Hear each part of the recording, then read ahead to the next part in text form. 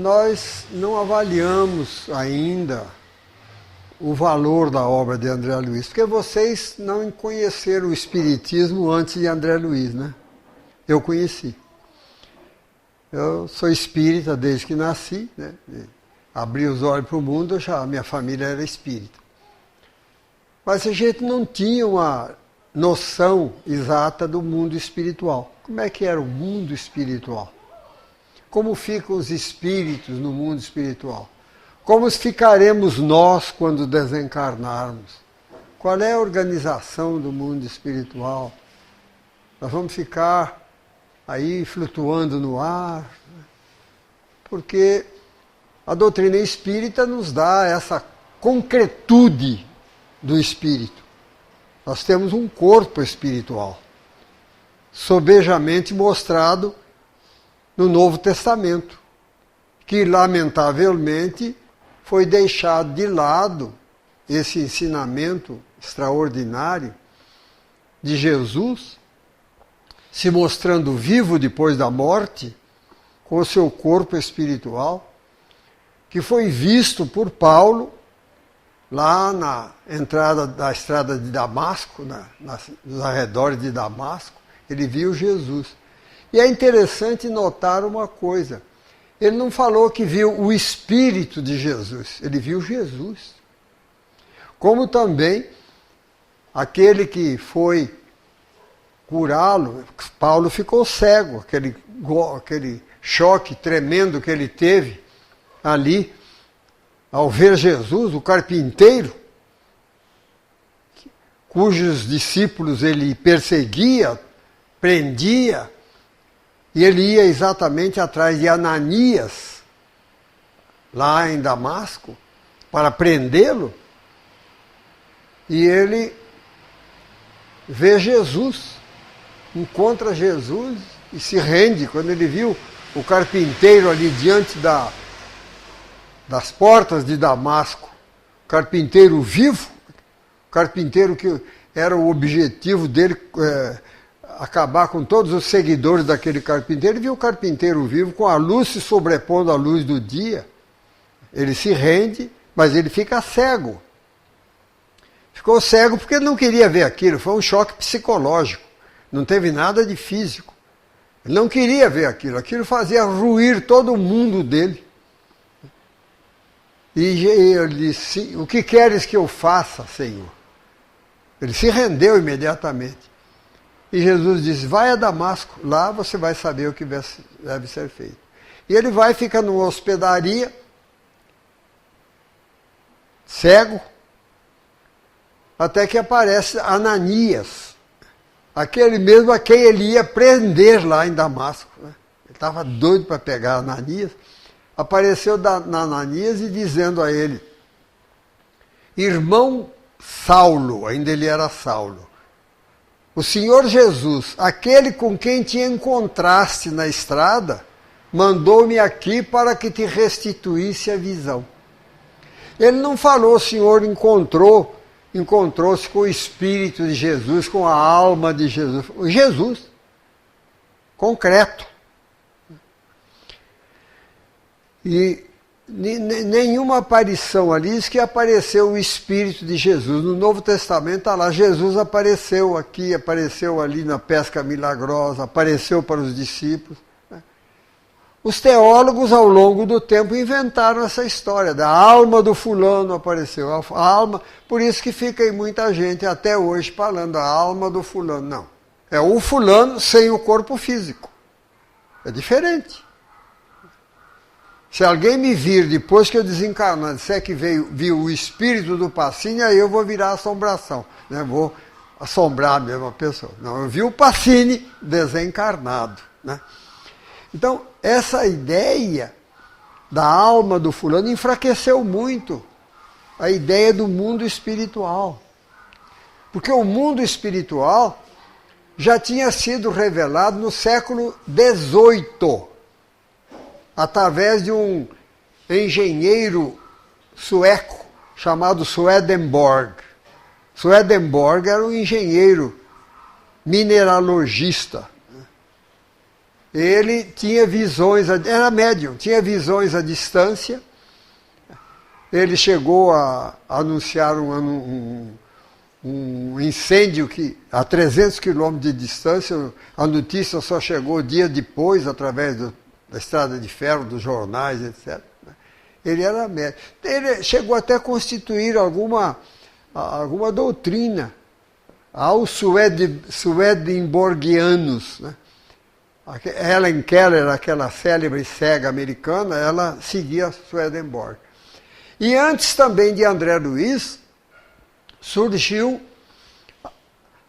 um pastor americano chamado Dale Owen.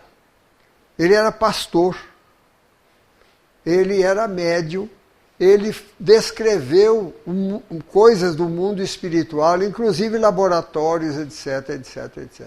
Mas no meio espírita não se divulgava isso, não se sabia disso, né? Porque era um pastor protestante, escreveu, Swedenborg era lá na Suécia, essa coisa toda. Então, nos meus tempos de criança, a gente não tinha ideia do mundo espiritual. Falava que o espírito tal se materializou, meus pais frequentavam materialização, e etc., com fenômenos extraordinários, comunicações. Na minha casa havia reunião mediúnica, minha mãe era médium, eu soube de coisas incríveis lá que aconteciam, verdadeiras provas, né? Eu acho que já contei aqui também. Uma médium que viu a minha avó atrás do meu pai falando em dialeto da Itália, em dialeto italiano, nem era o italiano padrão, não era dialeto que meu pai compreendia. A moça que viu o espírito e ouviu minha avó falar era filha de português, e ela repetiu palavra por palavra as frases que a minha avó falou para o meu pai. Então essas coisas encantavam a gente tinha certeza absoluta, mas não tinha ideia de como é que se organizava a vida no mundo espiritual.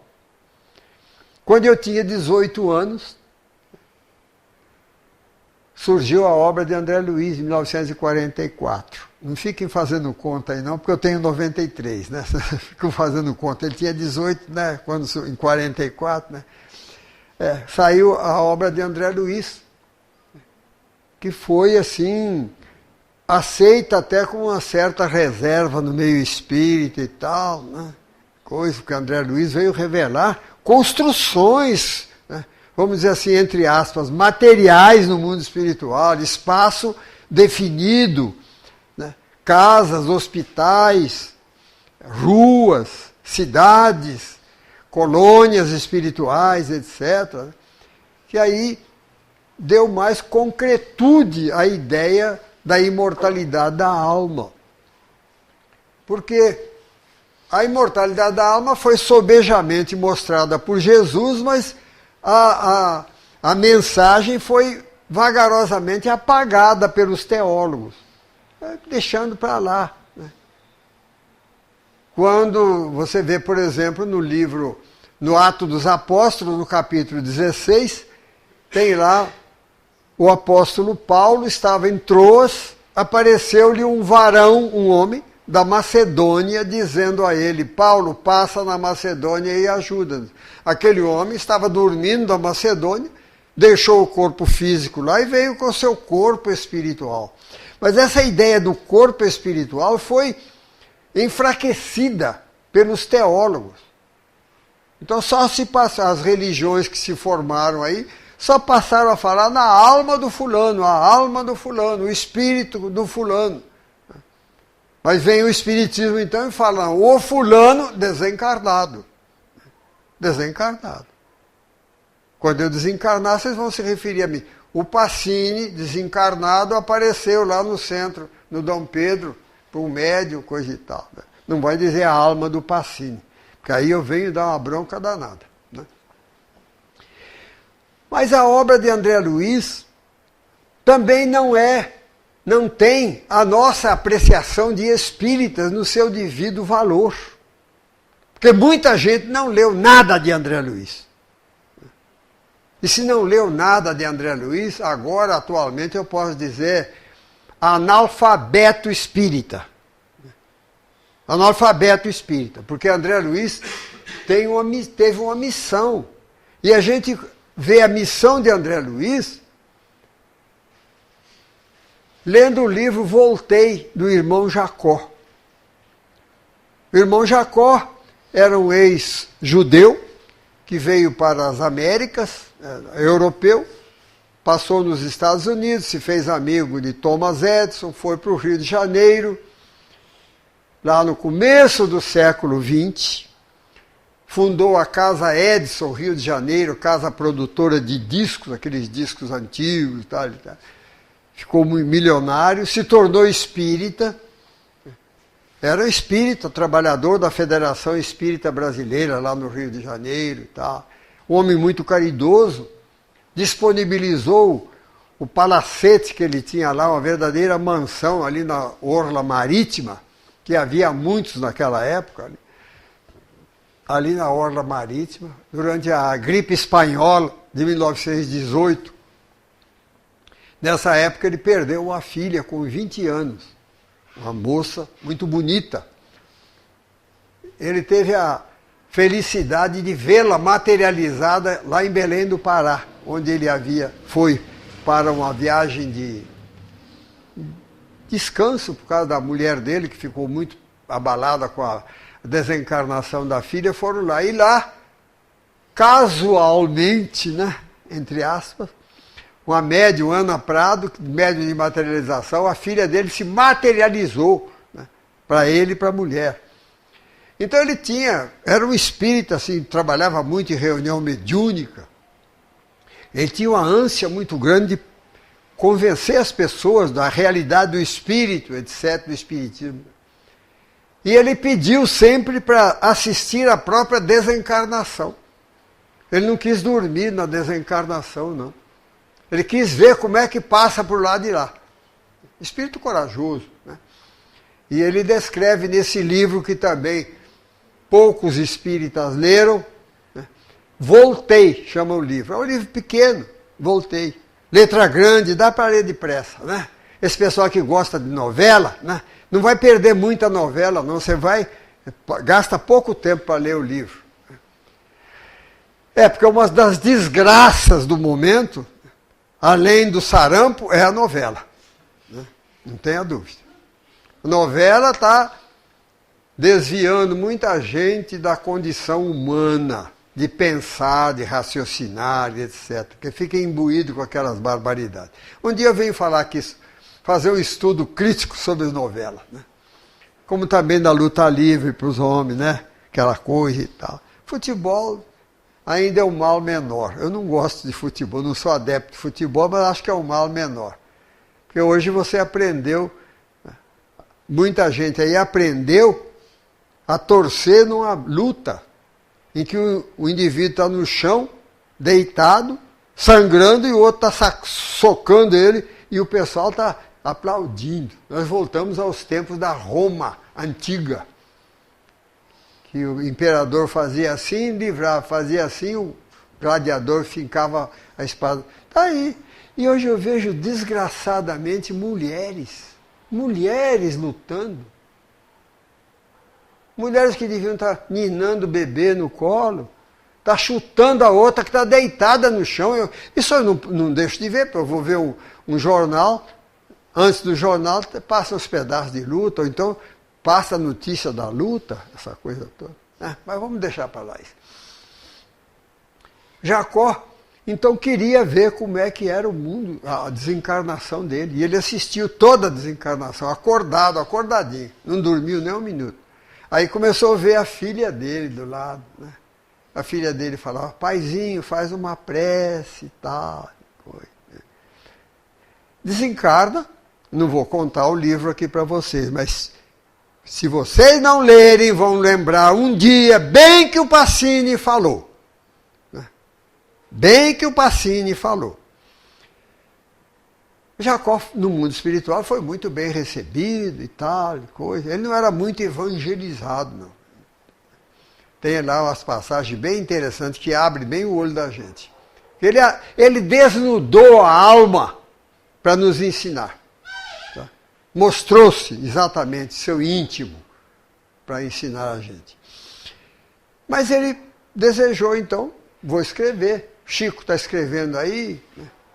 Humberto de Campos já escreveu, que não era nem espírita. André Luiz escreveu, que não era nem espírita. Chegou em Pedro Leopoldo, ele quem fala no livro dele, no Voltaire.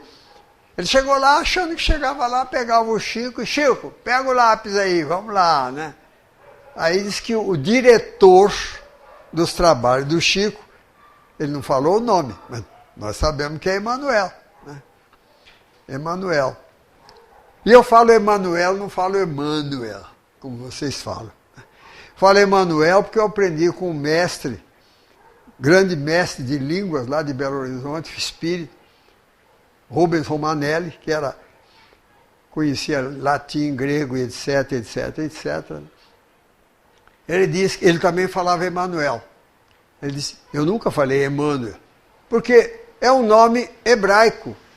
Esses nomes hebraicos, todos que terminam em El, têm o acento na última sílaba. Daniel, Salatiel, Natanael, Joel. Todos terminam em El, Emanuel. Agora o Chico, por causa daquele jeitinho macio de ele falar, Emanuel. Aí o pessoal achou bonitinho repetir, Emanuel. Né? Mas é Emanuel, né? Como a gente fala, Manuel. Agora você calcula, eu tenho um neto que chama Manuel, eu vou chamar de Manuel. Né? Não tem jeito.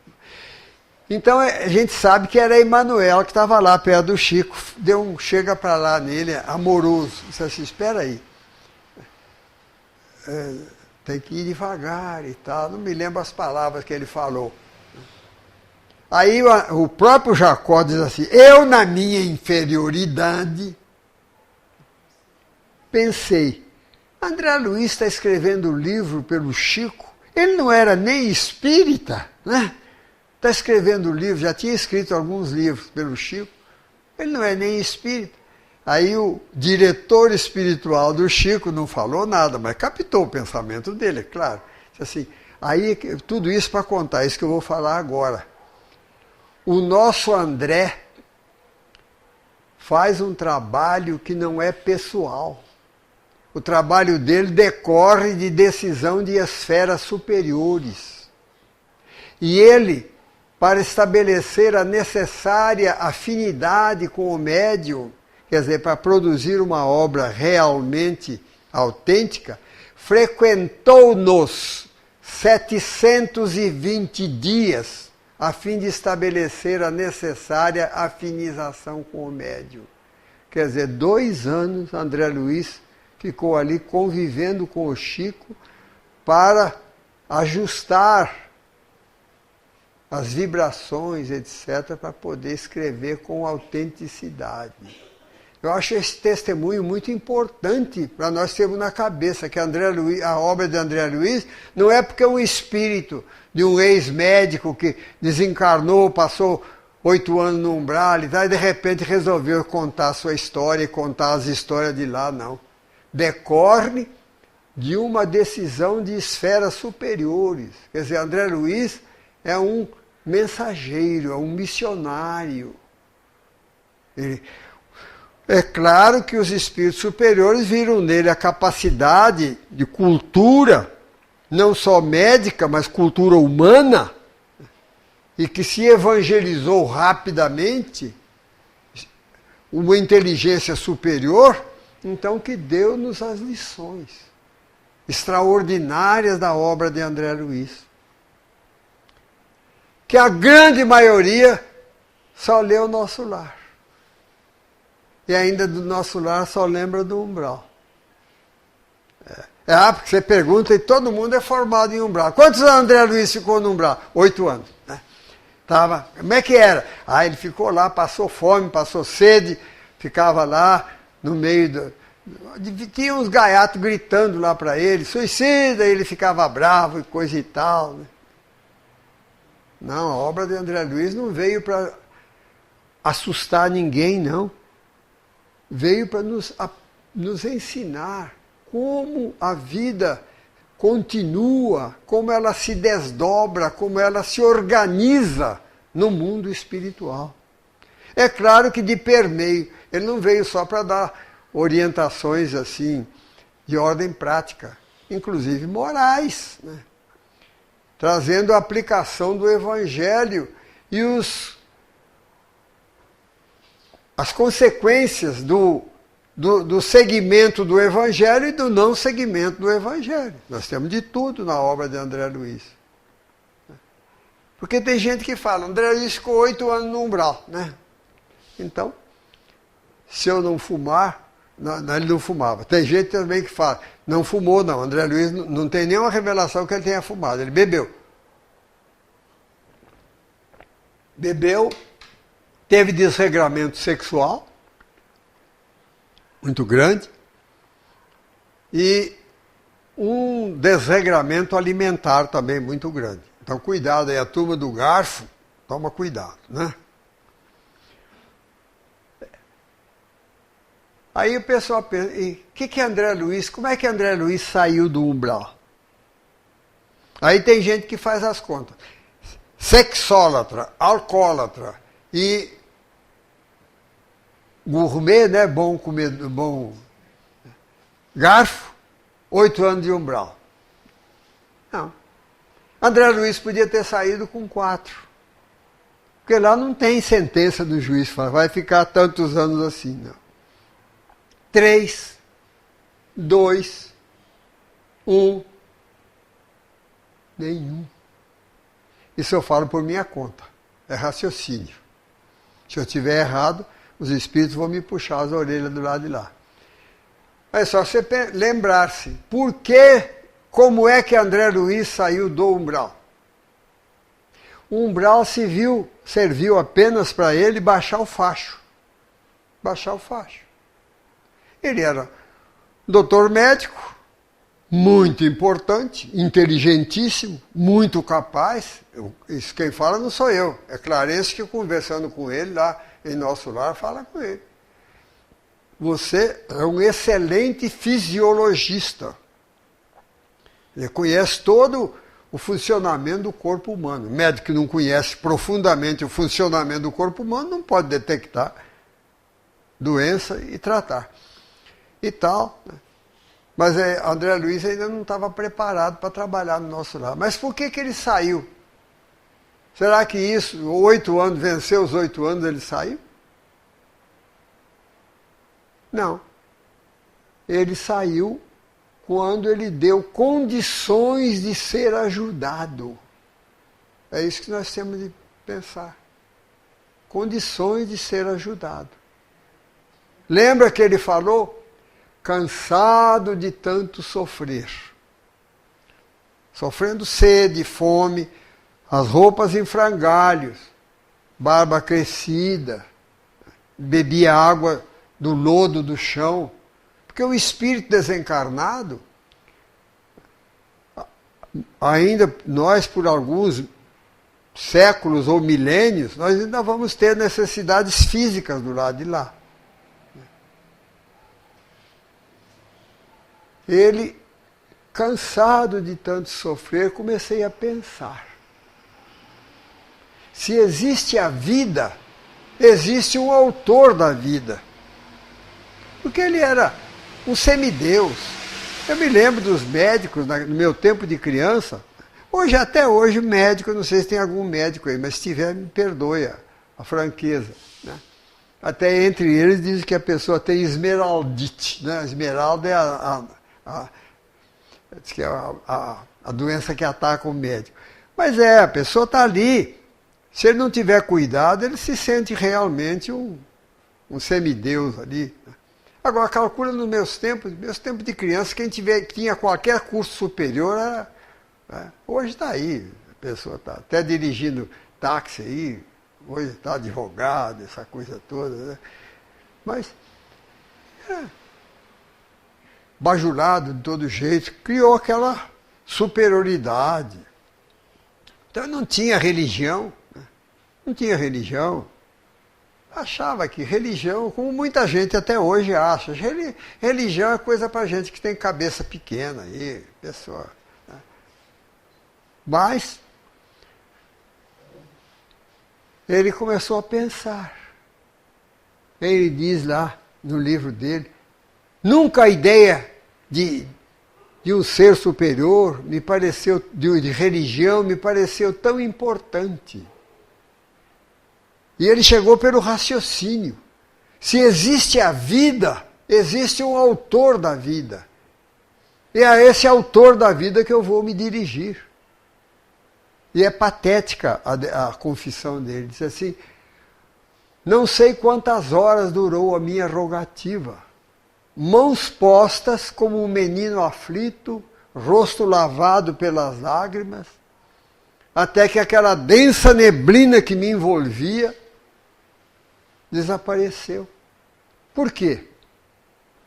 A densa neblina que o envolvia era criada por ele próprio, pelo isolacionismo dele. Ele se achava importante, etc. e tal, se isolou dos outros. Eu até faço o seguinte, de acordo com o que Clarencio conversa com ele lá, ele tratava do paciente como um mecânico trata do motor de um carro. Está enguiçado, é um desafio para o meu saber. Vou resolver esse problema aí. Né? Vai lá e conserta o motor. Ele não tinha uma ligação fraterna, amorosa, sentimental com o doente. Aquele orgulho dele, ele tratava para satisfazer o orgulho dele. A pesquisa dele de ciência, espírito inteligentíssimo, mas ele não desenvolveu a sensibilidade. Fechou-se em si mesmo.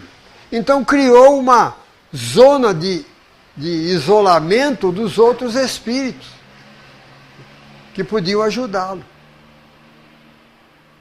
Porque ele não era um criminoso. Ele não era criminoso. Ele só fez mal a ele próprio. Só fez mal a ele próprio. Mas o que é que iria? A mãe dele habitava esferas superiores ao nosso lar. E conversava com Clarencio, você vê isso lá no livro. Olha, meu André, Clarencio tinha várias vezes visitado, mas ele não via Clarencio, estava envolvido por aquela verdadeira armadura de egoísmo, de vaidade, etc. Ele não via o Clarencio. E também se Clarencio tirasse ele de lá e levasse para nosso lar, o que ele ia fazer com aquele médico orgulhoso, vaidoso, cheio de si, etc. Ia dar trabalho. Então deixou lá.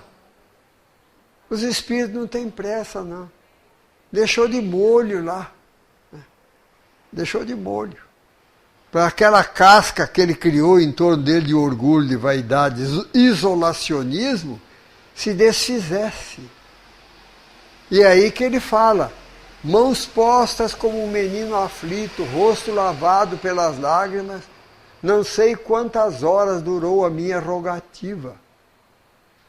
Aí é que eu lembro, como evangelizador de criança que eu sou até hoje, o valor que você dá à criança quando você dá a ideia de Deus, de Jesus, de religião, etc. A criança. Porque ele voltou aos tempos de criança. Como é que... Eu nunca fui católico, mas eu cansei de ver mãe católica falar, meu filho, põe a mãozinha assim, reza para o papai do céu, não é isso? Ele deve, filho de mãe católica, a mãe dele, criatura, um espírito superior até, habitava a colônia espiritual superior ao nosso lar, deve ter o ensinado como criança. Depois que ele se tornou médico e coisa e tal, abandonou, né? Porque faculdade de medicina ainda é uma boa fábrica de materialista. De materialista. Então, ele voltou à simplicidade da criança. Ele não fala que prece que ele fez, se ele fez Pai Nosso, ele invocou, aquele desejo, aquele reconhecimento de que há alguém superior que pode me ajudar, que pode me amparar. Aquela neblina que o envolvia desapareceu. Porque era criada pela vaidade dele, pelo orgulho dele, pelo isolacionismo dele. Ele se bastava a si próprio. Se desfez aquilo. E aparece quem para ele? Clarencio. um dos ministros de nosso lar. Um dos ministros de nosso lar. Não foi um José Passim, nem um Renato que foi lá buscá-lo, não. Um ministro do nosso lar. Quem sois, emissário dos céus? Chama-me Clarence, o teu irmão. E já tinha levado lá 2 enfermeiros, improvisaram a maca e o levaram, porque ele não tinha nem condições de caminhar para nosso lar. Levaram para nosso lar. Então eu digo, se esse reconhecimento de um poder superior, aquele esforço em fazer desaparecer aquele orgulho, aquela vaidade, aquela coisa, tivesse se dado ali no hospital, ele poderia ter saído do hospital diretamente para o nosso lar, porque ele não era um criminoso. Tem de pensar isso. Ele não tinha ligações com as trevas, com a maldade. Não. Isso é um alertamento muito grande para a gente, para saber que nós devemos nos interiorizar, pensar, analisar como nós estamos vivendo, como nós estamos nos relacionando com as pessoas. Aqueles momentos de meditação que eu tenho falado muito. Dê a você próprio 10 minutos, 15 minutos por dia para você parar e pensar. Não é para rezar, não, porque reza é automático. Não é isso, não. É você até fazer um Pai Nosso, ou coisa e tal, mas você pensar. Como é que eu estou levando a minha vida? Como é que eu estou vendo os outros? Como é que os outros me veem? Eu tenho mágoa? Eu tenho restrições contra fulano, contra ciclano? Não, não quero ter restrição com ninguém, não quero ter mágoa com ninguém. Você fica em condições de ser conduzido para o mundo espiritual. Não tem nada que você se despir de situações equivocadas. Por isso eu falo, ele poderia ter saído do hospital e ter levado diretamente para nosso lar. Mas ele, se fosse levado com aquele orgulho, com aquela vaidade, com aquelas, talvez algumas mágoas com as pessoas, etc, etc, etc, ia ter que acabar com aquilo para poder ser conduzido para onde ele foi. Então ele teve, logo em nosso lar, ele acordou. Vejam bem, quem lê o nosso lar, vê ali que ele foi levado para um apartamento em nosso lar. Está escrito lá no livro, apartamento? Não. Mas se você lê com inteligência, você vai ver. É só você ver lá que, lá em nosso lar,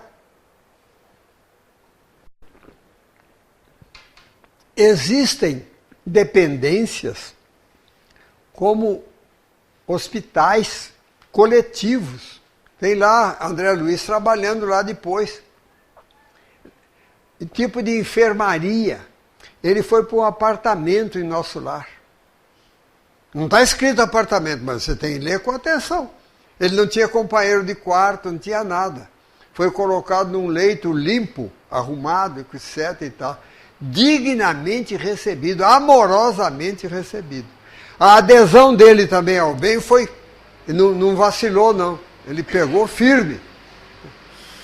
Porque na mesma tarde, na hora de uma oração que eles fazem lá, à tarde, o enfermeiro que estava cuidando dele falou, eu vou orar, disse assim, eu quero ir junto, me ajuda. E ele foi se amparando, porque ainda o corpo espiritual dele ainda estava danificado. Ele foi. Então ele aderiu, mas ainda precisou fazer uns ajustes mentais. Quem lê nosso lar vai vendo que ele não foi aceito imediatamente no trabalho médico. Ele vai conversar com o ministro Clarencio, ainda com aquela ilusão de ser médico em nosso lar. E Clarencio não falou nada, porque os espíritos superiores são muito finos. Eles não jogam na cara da gente assim. Falou com ele, viu que ele não estava meio verde ainda. Ele falou com o André Luiz, porque ele foi recebido por Clarencio, porque logo que ele ficou bom, rapidamente ele ficou perfeito, e queria serviço. E o Clarencio recebeu-o no seu gabinete, juntamente com uma senhora. Estava lá também o espírito. Estava lá, em nosso lar. E ela também estava querendo trabalho, etc. e tal, querendo vir aqui. Ela queria vir aqui à Terra para resolver os problemas de família. Quer dizer, veio ajudar, né? Servir aí de anjo da guarda, etc. e tal.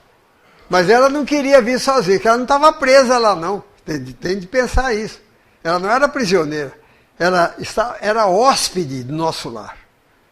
Ela morava numa tipo de um pensionato lá, né?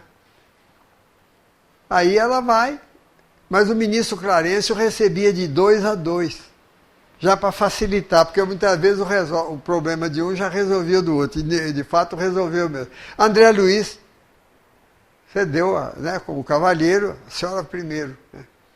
E o ministro Clarencio perguntou a ela.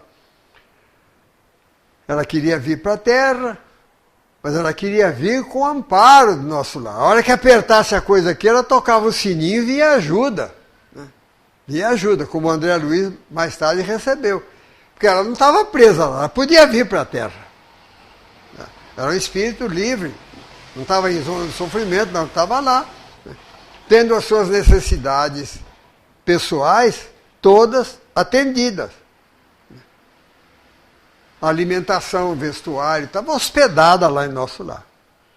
Então o ministro Clarencio perguntou a ela: quantos bônus horas tem a nossa irmã para justificar o seu pedido? Você vê que a lei do mérito lá funciona mesmo. Ela disse 302. Há quanto tempo a nossa irmã está aqui em nosso lar? Ele estava sabendo disso tudo. 6 anos. Ele não fez as contas, mas eu fiz. Não dá nem 2 horas por semana de trabalho. E o trabalho lá é 40 horas semanais. Podendo até dobrar. Ter mais 50%, se você quiser. Lá são 40 horas. São 5 dias de 8 horas de trabalho. Aí o ministro falou: eu não posso conceder. Conceder ajuda para ela. Podia ir, mas ela queria vir. Na hora que apertasse a coisa, ela tocava o sininho, como o André Luiz, quando veio, tocou o sininho, a enfermeira, né, a Narcisa, veio rápido. Né? 20 minutos depois, a Narcisa estava ali. E Clarencio falou para ela com todo o carinho de irmão: não posso conceder. Vá pensar, minha irmã. Vai. Porque ela reclamou. E não pensa também que lá é tudo louvado seja Deus, que beleza, né? Jesus está falando. Não, ela reclamou. Você me mandou lá para uma tal sessão, os chefes lá são exigentes demais. Mandou para não sei onde, não sei o quê. E lá tinha gente que cheirava mal para ajudar. Abre o olho. Né? Então, ele não deu. André Luiz já esfriou. Né? Esfriou. E o Clarencio falou para ele: você está falando que aceita qualquer coisa, você está com saudade do seu consultório, né? De receber as pessoas e tal. Pá, eu vou te dar uma credencial, porque lá também não é assim, você vai entrando em qualquer lugar, não. Uma credencial para você fazer tipo de pesquisa. E ele foi. Ele não pediu nada, né? Ele não era bobo, ele escutou já a bronca da dona ali, ficou quieto. Ele, então, quando ele vai para as câmaras de retificação, que são enfermarias, onde tem muitos enfermos ali, coisa e tal. Por isso que eu falo que ele foi para um apartamento, porque não tinha nada perto dele. Na enfermaria, quando a enfermeira Narcisa, que era uma mulher extraordinária, que foi a mestra dele, que evangelizou-o mesmo, que levou para o evangelho. Ele viu que precisava de ajuda lá, ele não ficou lá como um médico, não. Ele pegou os apetrechos de limpeza e foi limpar lá o chão, essa coisa toda, porque um espírito vomitou lá o negócio e tal. Então, aí que ele começou a despertar para servir, aprender a servir. Porque religião não é só você ficar, louvado seja Deus, Pai nosso está no céu, não. Religião é para viver todo momento da vida. Todo momento da vida. E ali ele começou então a se sentir realmente, né, a necessidade de servir. E é muito importante isso. E ele aprende muito com aquela enfermeira simples. Quer dizer, ele se despiu daquela vaidade de médico e foi ouvir uma enfermeira simples que tinha muito mais evangelho no coração e na mente do que ele. Ele aprendeu muito e valeram muito as lições dela. Porque ele, mais tarde, depois de algum tempo, ele conseguiu licença para vir à Terra para visitar a família. Ele estava saudoso da mulher, dos filhos, né? Ele tinha 2 filhas e um filho. Saudoso. Então ele vem, recebe licença para vir. Clarencio trouxe, ele veio com Clarencio. Clarencio deixou lá na porta da antiga casa dele. Aí ele olhou aquela palmeira que eles tinham plantado no primeiro ano de casamento, aquela coisa toda. Entrou pela casa dele.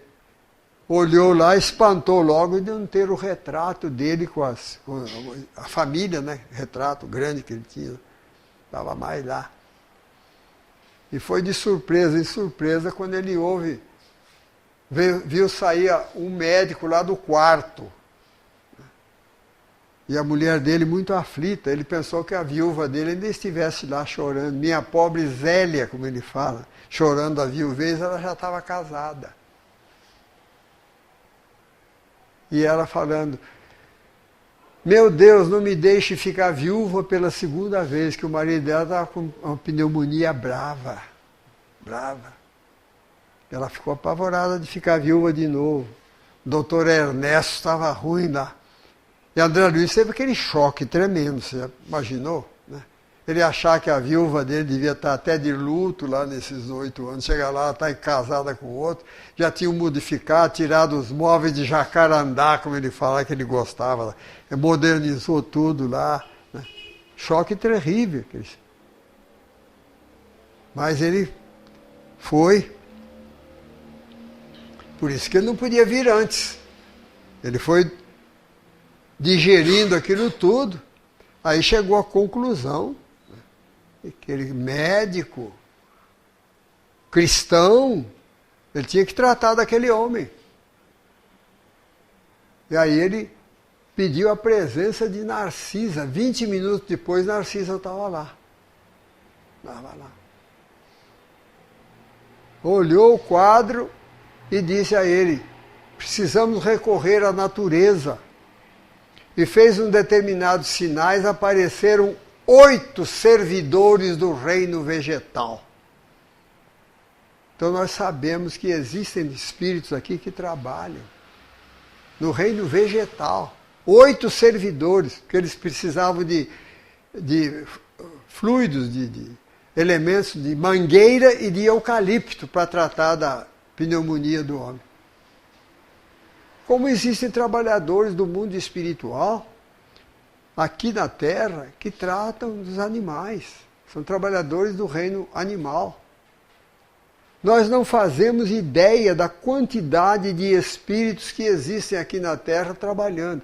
Eu não sei quantos espíritos, que eu não sou médium vidente, estão aqui hoje ouvindo a nossa palestra. Porque há muitos espíritos que sabem muito menos que nós. São espíritos simples, criaturas aí ainda de pouca escolaridade, de pouca capacidade de raciocínio. Como nós também, né? Perto de um Emmanuel, esses espíritos, nós ainda somos meio brucutus, né? Aqueles atrasados. Mas esses espíritos ainda são mais atrasados que nós. Nós convivemos com uma humanidade desencarnada, eu tenho falado muito isso. Houve um centro espírita, certa vez, que deu um curso de Esperanto durante o ano todo. Umas aulas por semana. No final do curso fizeram uma festinha de formatura.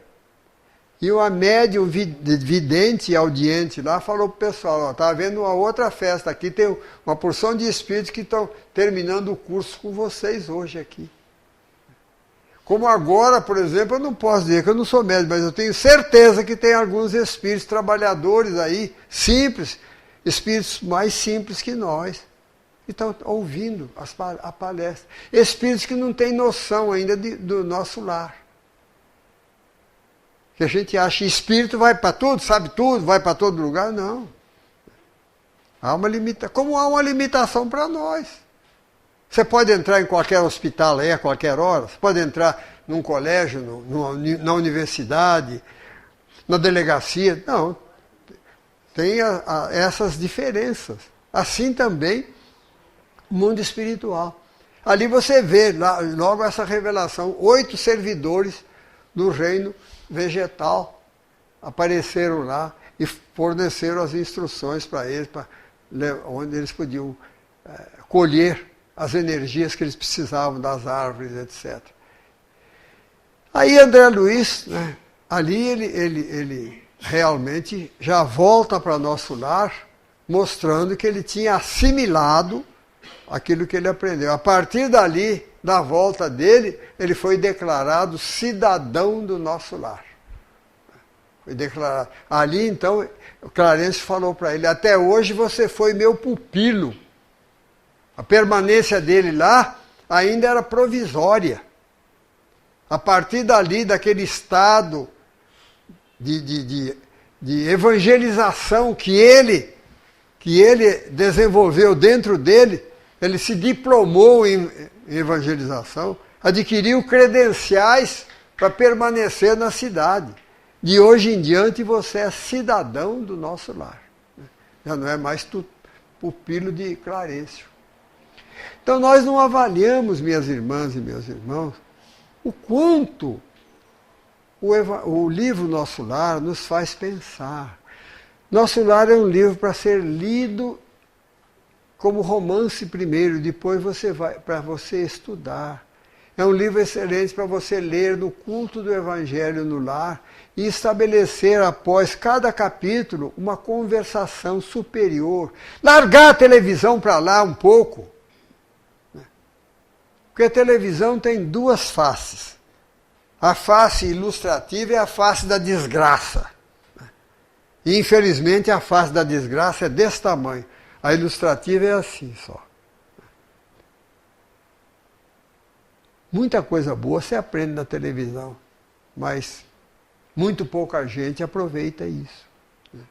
Nós temos de valorizar o nosso tempo aqui na Terra. Valorizar o nosso tempo aqui na Terra. Porque nós estamos nos preparando para retornar ao mundo espiritual. Fala, mas você fala isso porque você está velho. Eu não sei, pode ser que até vocês desencarnem, algum desencarne antes de mim. Quem é que tem segurança absoluta que não vai desencarnar diante de mim? Fica falando assim, esse velho aí vai morrer logo, né? Ah, não, vai devagar. Também não estou fazendo muita questão de ficar aqui, não. Mas a verdade é essa. A verdade é, nós temos de pensar, aprender a tirar os frutos da doutrina espírita, que se apresenta para nós como uma árvore carregada de frutos maduros, e nós muitas vezes estamos deixando que eles apodreçam, sem aproveitar o que ela pode nos beneficiar em suco ou em polpa e etc. Você larga para lá. Então, fazer o culto no lar, leia Nosso Lar. Faça uma sequência, uma conversa depois, não é para ler aquilo, pronto, acabou. Acabou agora. Se seja uma aguinha fluida que você pôs lá, um copinho d'água para fluidificar, coisa e tal. Não. Nosso culto do Evangelho no lar não é isso, não. Você reúne as pessoas, leiam. Os livros de André Luiz, por exemplo, são extraordinários. Leia, comenta, discute. ali. Você forma um ambiente espiritual. Esse ambiente espiritual é aproveitado pelos benfeitores, amigos da família, que vêm e aproveitam ali para dar passe em você, para deixar os benefícios na água, né? Para melhorar o ambiente, para afastar algum elemento que por acaso se infiltrou em sua casa, por causa de conversas equivocadas, posições mentais equivocadas, programas não condizentes com a dignidade humana que foram passados na televisão. Eu falo para muita gente aí. Tem gente que está vendo televisão, está vendo ali, mesmo que seja novela, não precisa ser aqueles DVD cabeludo que você compra aí, o filme cabeludo, né, pornográfico não. Mesmo televisão. Se estiver sentado vendo a televisão ali, aí chega Bezerra de Menezes com aquela barba dele assim, fala assim, meu irmão, minha irmã, deixa eu sentar aí do seu lado, vamos ver um pouquinho com você. Quero ver com a cara que você fica. Cara que você fica. É porque é a mesma coisa de uma pessoa chegar na sua casa, se você estiver comendo, a pessoa senta à sua mesa e convida para comer. Mas o que você está comendo? Está comendo carne podre, está comendo leite, está tomando leite azedo, etc. Cachaça. Chega uma visita de cerimônia, você vai oferecer aquilo para ele. É a mesma coisa que um programa de televisão que você está vendo. É aquilo que você vai oferecer para o espírito. Então o ambiente da nossa casa pode ser muito melhorado com o culto do Evangelho no lar. Você tem a obra de André Luiz toda, que eu só falei do nosso lar. Os Mensageiros é um livro extraordinário.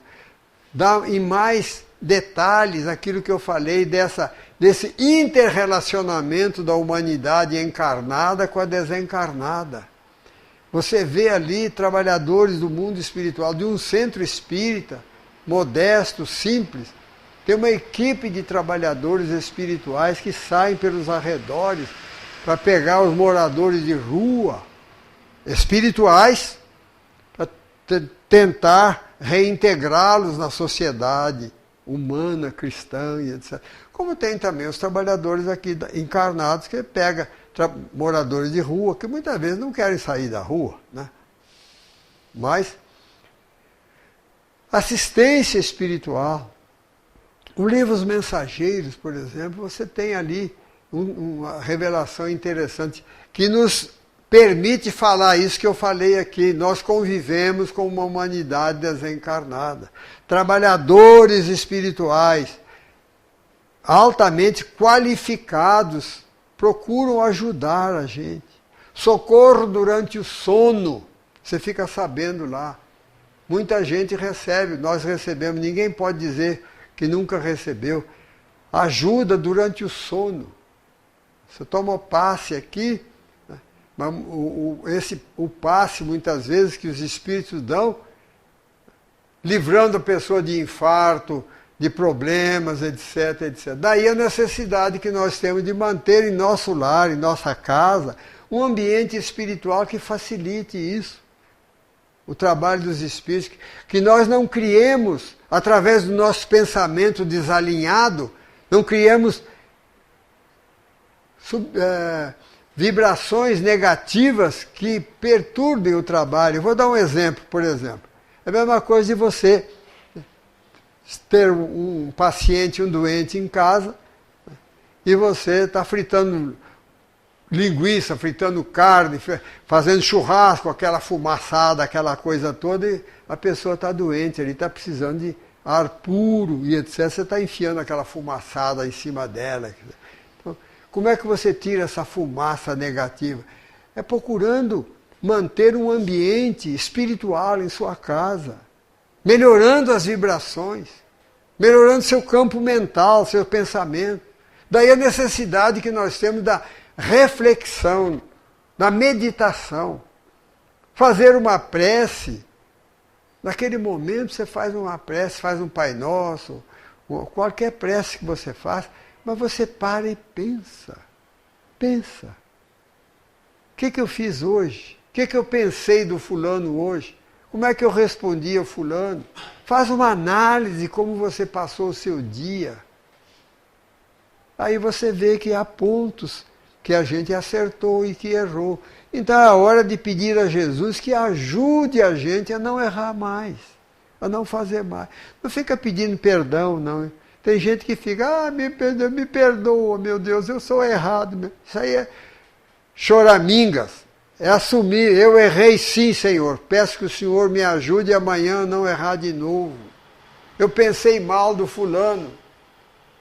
Me ajuda, Senhor, para que amanhã eu não pense mais. Eu estou lembrando do fulano. Esse está com problema, está com você, não está com fulano, não. Trata de tomar jeito e deixar que Jesus o abençoe, que ampare, etc. Então você se liberta dessas coisas que atrapalham a sua vida e se predispõe a receber amparo dos espíritos amigos. Isso é o verdadeiro cristianismo, é a verdadeira vivência cristã. Não é ficar rezando, repetindo coisas aí. Infelizmente, as vigorosas mensagens libertadoras de Jesus foram transformadas nisso. A pessoa acender vela, ficar rezando, ficar ajoelhada e coisa, e chorando. Não. Eu tenho que olhar para dentro e ver o que eu estou exportando de amor, de compreensão, de tolerância. E cada pessoa cuja lembrança cause mal-estar a você, o problema não está com ela, não está com você, porque Jesus, se lembrar dela, não vai sentir mal, não, vai sentir pena. Isso, minhas irmãs e meus irmãos, produz saúde em nós. Saúde. Ainda hoje eu vi na internet estudos, hoje a medicina está chegando. Está chegando. Eu acompanho isso há mais de 50 anos. O estado mental, sentimental da criatura influi diretamente na saúde física. Diretamente. Pessoa azeda, rancorosa, amargosa, está destruindo o seu corpo físico. Eu falei já aqui, em 1946, eu li um livro de um médico francês, Alexis Carrel, que falava, naquela época, isso era, medicina não aceitava isso de jeito nenhum, mas ele falava no seu livro que ele havia notado que os pacientes que oravam tinham alta mais depressa no hospital. Que médico nenhum aceitava isso. Em 62, aqui na Sociedade de Medicina e Cirurgia, veio um médico de São Paulo falar das influências da mente, quer dizer, da mente e do coração, né, claro, sobre saúde física. Também, eu e mais uma meia dúzia de espíritas, que não éramos médicos, mas muito xereta, fomos lá, né, porque era aberto ao público. E a tese do médico também não foi muito aceita, não, o pessoal ficou lá. Tinha até uns estudantes de medicina lá, que foi até meio... É coisa própria de estudante mesmo, né? Mas hoje, a medicina está chegando. E você vê a prova. Você leva um susto, o coração não dispara. E hoje eu estava vendo na internet estudos sobre doenças do coração, provocadas exatamente por estados mentais negativos. E assim também os outros órgãos.